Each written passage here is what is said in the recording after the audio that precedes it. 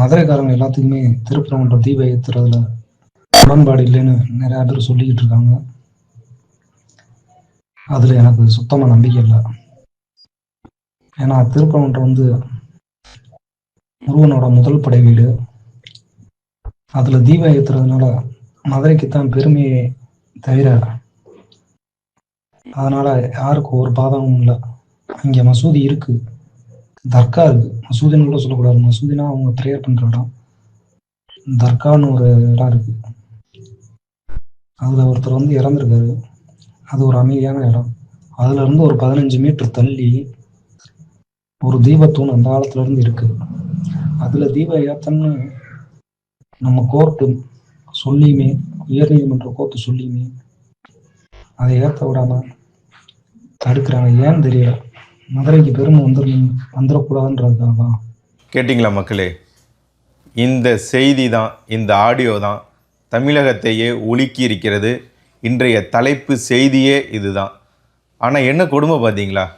திருப்பரங்குன்றத்தில் முருகனோட முதல் படை வீடான திருப்பரங்குன்றத்தில் தீபத்தூணில் திரி எரிய வேண்டியது எரியாததுனால தனக்கு கடவுள் மேலே இருந்த அதீத பக்தியின் காரணமாக அவரே திரியா இந்த சம்பவத்தில் எரிஞ்சிருக்கிறாரு. இதற்கு கண்டிப்பாக, இந்த நிகழ்வுக்கு கண்டிப்பாக திமுக அரசாங்கம் பதில் சொல்லியே ஆகணும். மேலும் இவரோட குடும்பம் திமுகவை சார்ந்த ஒரு குடும்பத்தில் இருந்து வந்த ஒரு நபர், இந்த பூரணச்சந்திரன் என்ற நபர். இவரோட இந்த மரணம் தமிழகத்தையே உலுக்கி இருக்கு.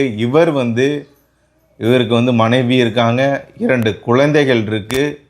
இதெல்லாம் மீறி அவருக்கு இந்த சம்பவம்ன்றது இந்த திருப்பரங்குன்றத்தில் தீபத்தூணில் தீபம் ஏற்ற முடியாத ஒரு சூழ்நிலையை அவரால் தாங்கிக் கொள்ள முடியாமல் நீதிமன்றமே உத்தரவு போட்டுமே இந்த திமுக அரசாங்கம் அதை ஏற்ற விடாமல் தடுத்ததை பொறுத்து கொள்ள முடியாமல் அவர் இப்போ தீக்குளித்து இறந்திருக்கிறார். இதற்கு கண்டிப்பாக திமுக பதில் சொல்லியே ஆகணும். இல்லை அப்படின்னாலுமே 2026 வரக்கூடிய சட்டமன்ற தேர்தலில் தமிழக மக்களும் அந்த முருகனும் திமுகவிற்கு முடிவுரை எழுதுவார்கள். அது கூடிய சீக்கிரமே நடக்க போகுது. இந்துக்களுக்கு இருக்கக்கூடிய சுதந்திரத்தை தமிழகத்தில் பார்த்தீங்களா, ஒரு தீபத்தூணில் தீபம் ஏற்ற முடியல. இதுதான் இந்துக்களுக்கு தமிழகத்தில் இருக்கக்கூடிய ஒரு சுதந்திரம். எந்த மாதிரியான ஒரு அரசியல் தமிழகத்தில் நடந்துகிட்ருக்கு பார்த்தீங்களா? இவங்களுக்கு அது தீபத்தூண் இல்லை, அது சர்வே கல் அப்படின்னாங்க.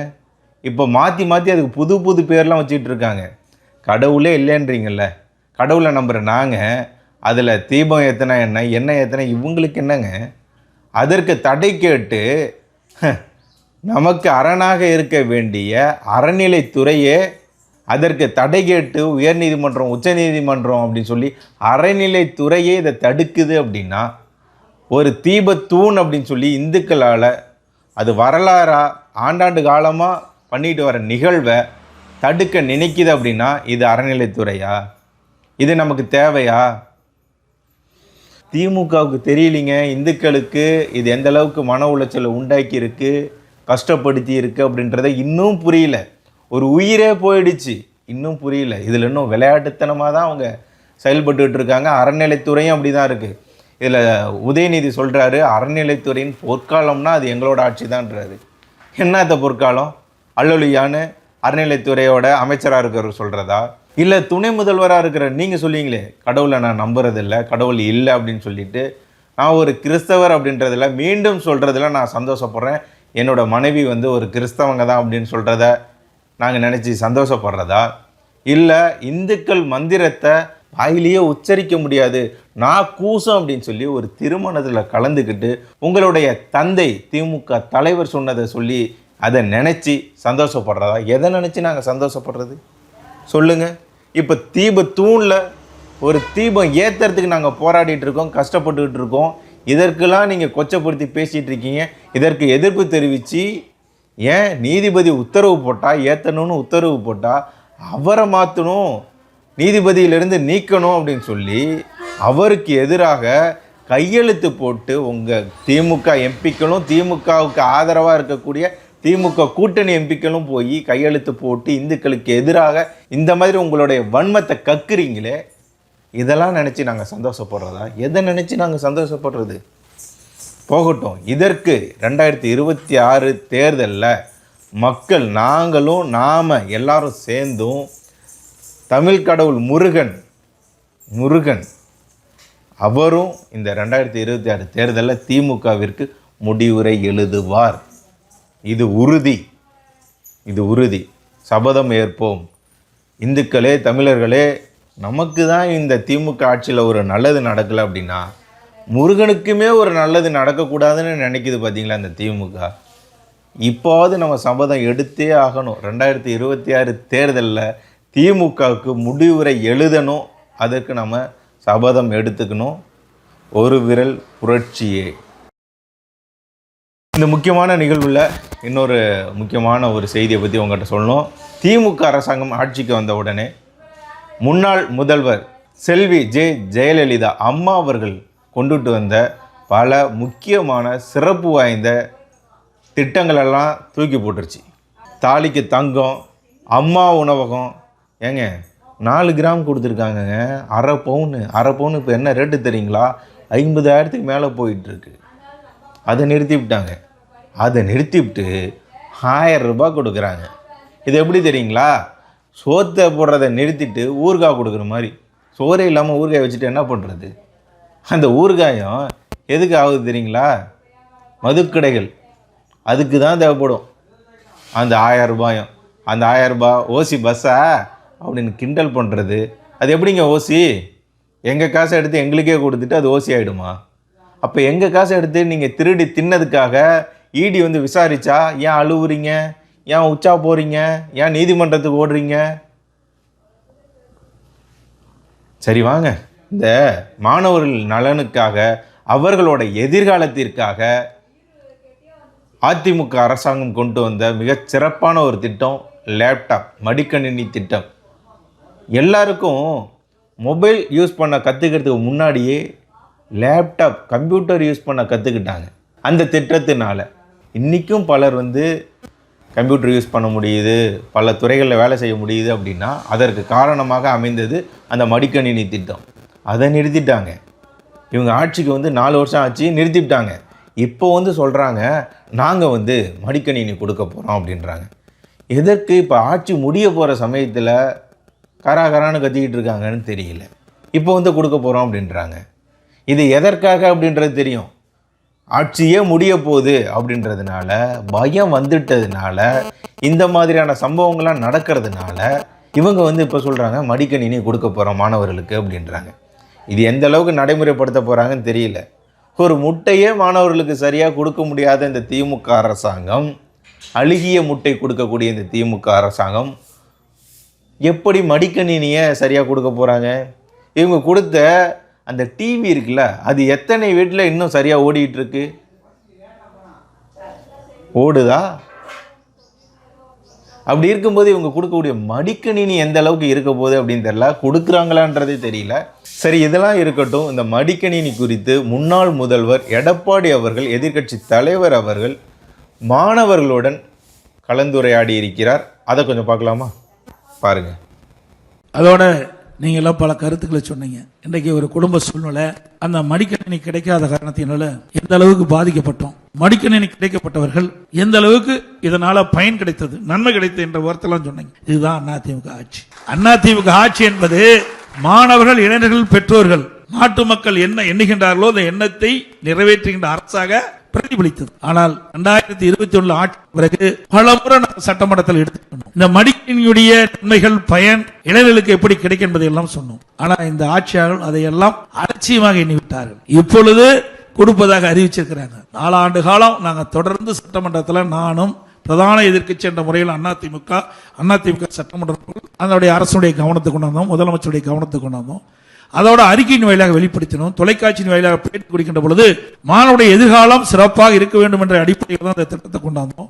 இது மட்டும் இல்லாம அதிமுகவினர் மீண்டும் மாணவர்களுக்கு மடிக்கணினி கொடுத்தே ஆகணும் அப்படின்னு சொல்லி அதை நிறுத்தியதை கண்டித்து ஆர்ப்பாட்டத்தை பண்ணியிருக்கிறாங்க. தனது எதிர்ப்பை காட்டி இருக்கிறாங்க. மடிக்கணினியை திரும்ப கொடுக்கணும் அப்படின்னு சொல்லி போராடி இருக்காங்க. அதை கொஞ்சம் பாருங்க. புரட்சி தலைவர் எம்ஜிஆர் அவர்களின் நல்லாசியுடனும் இதய தெய்வம் புரட்சி தலைவி அம்மா அவர்களின் நல்லாசியுடனும் கழகத்தின் பொதுச் செயலாளர் ஏமாற்றிக் கொண்டிருக்கும் விடியா திமுக ஸ்டாலின் அரசை கண்டித்து கழக மாணவர் அணியின் சார்பாக மாபெரும் கண்டன ஆர்ப்பாட்டம் இங்கே துவங்க இருக்கிறது. ஏமாற்றாதே, மாணவர்களை ஏமாற்றாதே, ஏமாற்றாதே, ஏமாற்றாதே, மாணவர்களை ஏமாற்றாதே. கொடுத்திடு, கொடுத்திடு, லேப்டாப் கொடுத்திடு, கொடுத்திடு, கொடுத்திடு, அனைத்து மாணவர்களுக்கும் லேப்டாப் கொடுத்திடு. ஸ்டாலின் அண்ணாச்சி, ஸ்டாலின் அண்ணாச்சி, லேப்டாப் என்னாச்சு, லேப்டாப் என்னாச்சு? அன்பில் மகேஷ் அண்ணாச்சி, அன்பில் மகேஷ் அண்ணாச்சி, லேப்டாப் என்னாச்சு, லேப்டாப் என்னாச்சு? கண்டிக்கிறோம், கண்டிக்கிறோம், விடியா திமுக அரசை கண்டிக்கிறோம். போன்ல சொல்றாரு, இப்படி சொல்றதே சட்டவிரோதம், போலீஸ் அரெஸ்ட் பண்ணணும் அந்த மந்திரிய. மிரட்டலாம், மிரட்டினது தப்பு தானே, அப்பயே மிரட்டணும். ஆனா கைது பண்ணணும். வரும் பொழுது மாணவர்களின் அனைத்து பிரச்சனைகளும் தீர்க்கப்படும், மாணவர்களுக்கு லேப்டாப் கொடுக்கப்படும். புரட்சி தலைவி அம்மா மாதிரியே 11, 12வது வகுப்பில் இருந்தே கண்டிப்பா தரப்படும் என்று கூறி நீங்கள் அனைவரும் மாணவர் சும்மா ஏளனமா நினைச்சிட்டு இருக்கான்.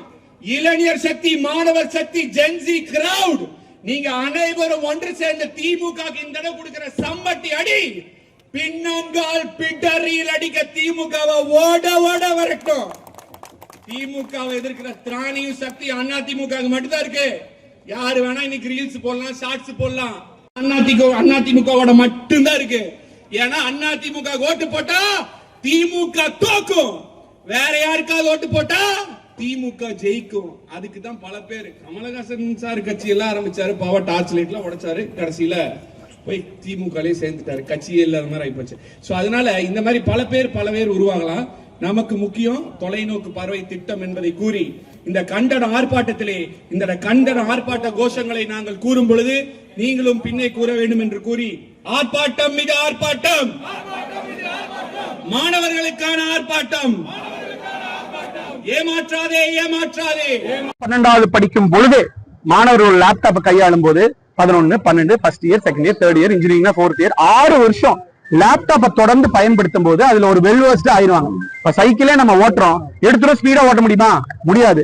ஓட்டி பழகி 6 மாசம் ஆனா அவ்வளவு நல்லா ஓட்டும், 1 வருஷம் ஆனா ரொம்ப நல்லா ஓட்டுவான். அப்ப அந்த லேப்டாப் நல்லா இருக்கும் போது அந்த பையன் இங்கிலீஷ் படிக்கிறதா இருக்கட்டும், ஸ்போக்கன் இங்கிலீஷ் டெவலப் பண்ணிக்கிறதா, ஏஐ டூல்ஸ் யூஸ் பண்ணியா இருக்கட்டும், இல்லைன்னா சாஃப்ட்வேர் கத்துக்கிறதா இருக்கட்டும், இல்ல இன்னைக்கு கோவிடுக்கு அப்புறம் ஆன்லைன்ல மொத்த உலகமே இருக்கு. ஆன்லைன்ல இங்க இருந்து ஒரு வெளிநாட்டு யூனிவர்சிட்டியில நீங்க இங்க படிக்கும் போது ஒரு அரசு பள்ளி மாணவன் ஃப்ரீயாவே எத்தனையோ கோர்ஸ் படிக்க முடியும்.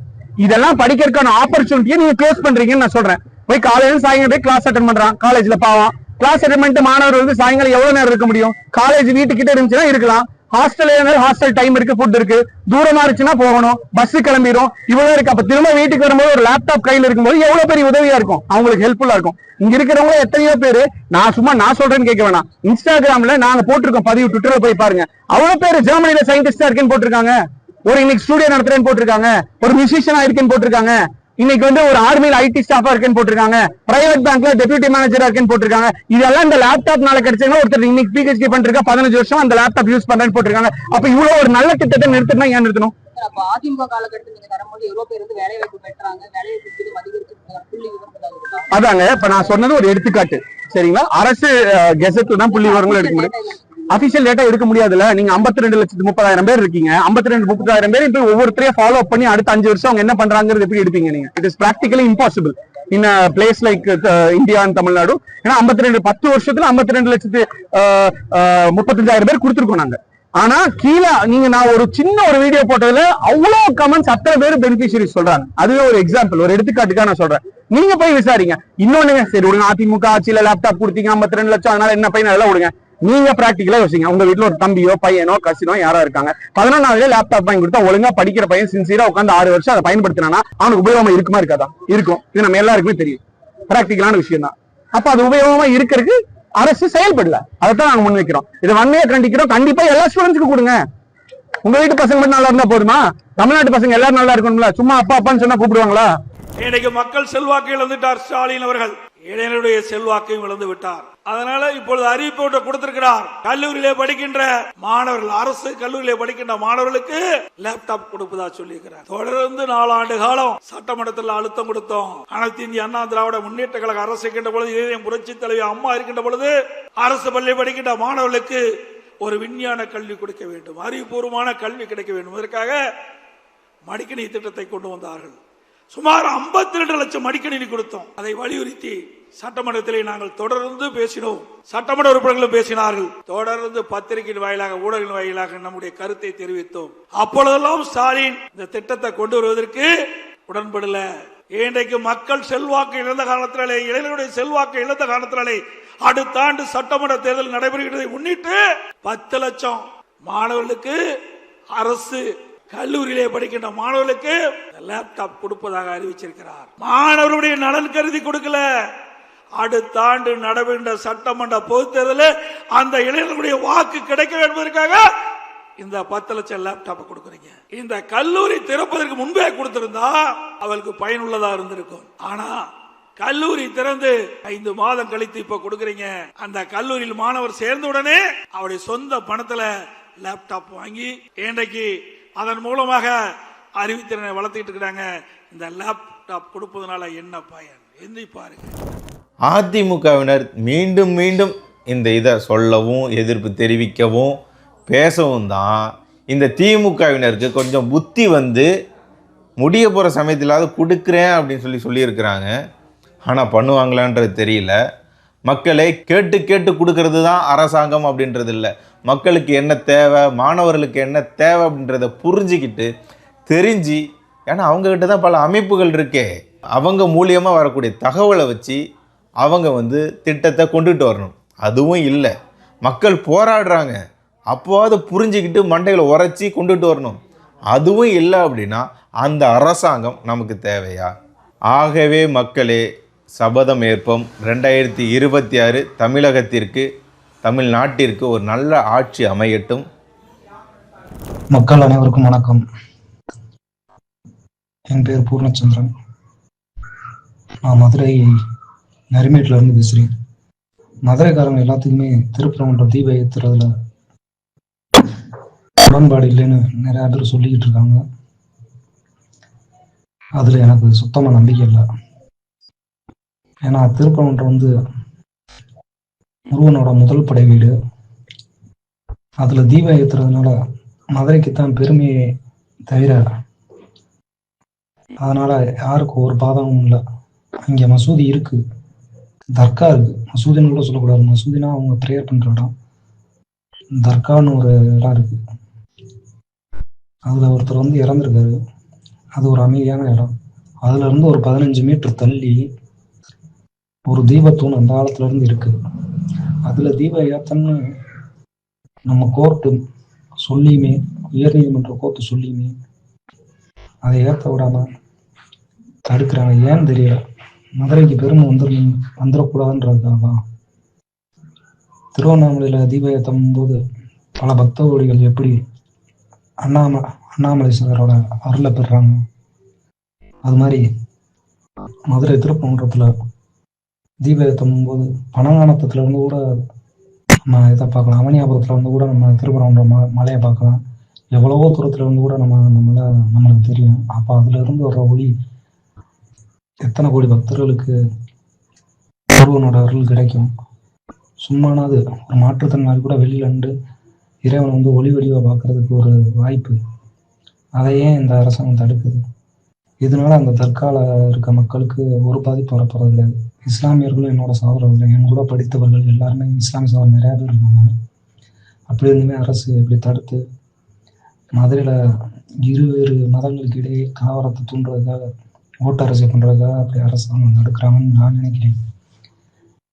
அரசாங்கம் திமுக அரசாங்கம் அப்படின்னு நினைப்பீங்க. ஆனால் திமுக அரசாங்கத்தை எனக்கு எப்படி சொல்கிறது தெரியல. எங்கள் வீட்டில் எல்லாருமே டிஎம்கே தான். எங்கள் அப்பாவோட கல்யாணத்துக்கு கூட கலைஞர் வந்து கைப்பட வாழ்த்து செய்தி அனுப்பியிருந்தாங்க. இப்படி இருக்கையில் இந்த ஒரு விஷயத்தில் எனக்கு ரொம்ப மனசு கஷ்டமாக இருக்குது. ஒரு இந்துவாக பிறந்துட்டு திருப்பரங்குன்ற மலையில் வந்து தீபம் ஏற்றுறதுல அரசாங்கத்துக்கு என்ன ஒரு காழ்ப்புணர்ச்சின்னு எனக்கு தெரியல. அனைத்து இந்துக்களும் யோசிக்கணும். மதுரையில் வந்து 2 பட வீடு இருக்குது. பழமுதிர் சோலை இருக்குது, திருப்பரங்குன்றம் இருக்குது. அதுவே மதுரைக்கு ஒரு பெருமை. இப்படி தீபத்தூணில் வந்து தீபம் ஏற்றுறது இன்னும் கொஞ்சம் மதுரைக்கு பெருமையாக தான் ஆகும். அதனால் இவ்வளோ பேர் போராடுறாங்க. போராடி நம்ம முருகனோட முதல் படை வீடு திருப்பரங்குன்றத்திற்கு பெருமை சேர்க்கணும்னு ஒரு நீதிபதியே நினச்சி அவரோட தீர்ப்பை ஒரு கோர்ட்டில் காவ வைக்கிற ஒரு சென்ட்ரல் கவர்மெண்ட் ரிசர்வ் ஃபோர்ஸை வந்து அனுப்பி ஏற்றணும்னு சொல்கிறாங்க. ஆனால் மாநில அரசு வந்து இப்படி தடுக்குது. இதனால் எனக்கு பெரிய மன உளைச்சல் ஆகுது. அதனால் என்னோட உடம்ப பெரியார் சிலைக்கிட்ட, ஏன்னா கடவுள் இல்லைன்னு ஒருத்தர், அவர்கிட்ட கடவுள் இருக்குது, திருப்பரங்குன்றத்தில் வந்து தீபம் 2026 அது ஏற்றணும் அப்படின்றதுக்காக என் உடம்புல நான் தீய வச்சுக்கிட்டு தீபமாக எரிய போகிறேன். அதுவும் அந்த போலீஸ் பீட்டுக்குள்ளே எரிய போகிறேன். எனக்கு 2 குழந்தை இருக்குது. இனியா சிவனேஷ், ரொம்ப சாரிடா. இந்துமதி, என்னை ரொம்ப மன்னிச்சிடும். என்னால் அந்த உளைச்சலை தாங்க முடியல. அதனால தான் என் உயிரையும் பொருட்படுத்தாமல் இப்படி செய்கிறேன். கண்டிப்பாக நான் பிழைப்பது மிகவும் கடினம். அதனால் அப்பா அம்மா எல்லாரும் என்னை மன்னிச்சிடுங்க. பார்த்துக்கோங்க. வெற்றிவேல் முருகனுக்கு அரோகரா.